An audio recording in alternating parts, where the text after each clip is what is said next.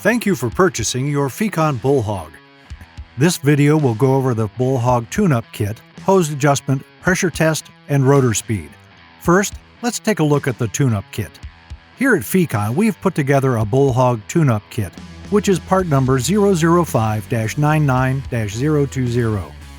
If you register your machine online at fecon.com/support, you can receive this tune-up kit free of charge. In this kit, you will find a pressure gauge, a test hose, some test fittings, and a photo tack. Under this tray, we have some T-handle hex wrenches and also a T-handle wrench that has a screwdriver on one end with a 10mm and a 19mm wrench on the other. Now, let's move to the hose adjustment. After attaching the Bull Hog to your machine, install the case drain hose first, which will be the smallest one of the three. This will be the first one to install when installing the head and the last one to remove when removing the head. Then always make sure that you give it a twist to confirm that it's locked. The next step may require two people, one checking the observation of the hose and another operating the tractor. Once the hoses have been installed, you will want to articulate the head to verify full range of motion can be achieved at this time. It may be necessary to adjust the length of the hoses to achieve this full range of motion. We'll open the motor covers to gain access inside to make our hose adjustments. First, there are two 3/8" bolts that we can loosen. Don't remove these bolts completely, just loosen them. This loosens the case drain hose for adjustment as necessary. Next, there are 3 bolts to loosen for the supply and return hoses. Again, just loosen these bolts, don't remove them.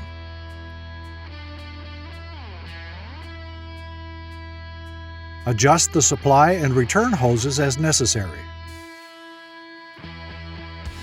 Tighten all bolts. Install all access covers and check the head articulation again to verify full range of motion.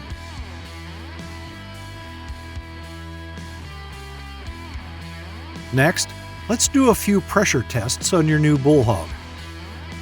For the general pressure check, you will need a guard in front of the rotor because the rotor will be spinning.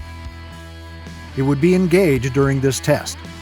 Also, you will need a 10,000-pound gauge. One of these is provided in your Fecon tune-up kit. After your guard is in place, loosen the 2 bolts and open the hinge cover. You will see the hydraulic block. It has a GH port located here. Remove the cap. The gauge should be attached to this port directly. We're going to be checking the system pressure, relief pressure, and the shift pressure. During the first 30 seconds of rotor engagement, we'll see 3 different stages happen on this gauge.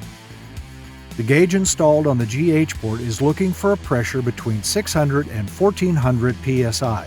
It shows how much pressure it takes to spin the rotor and to sustain that spinning when it's free spinning. Next, disengage the rotor and install a suitable stop under the rotor to stall the rotor.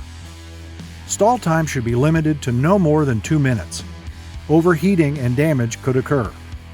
Here on our gauge, we can see the relief pressure between 3,600 and 4,000 psi. To check the shift pressure, you must remove the stop from under the rotor. During shift pressure, you will see the needle peak, plateau, and then fall back down to 1,000 psi.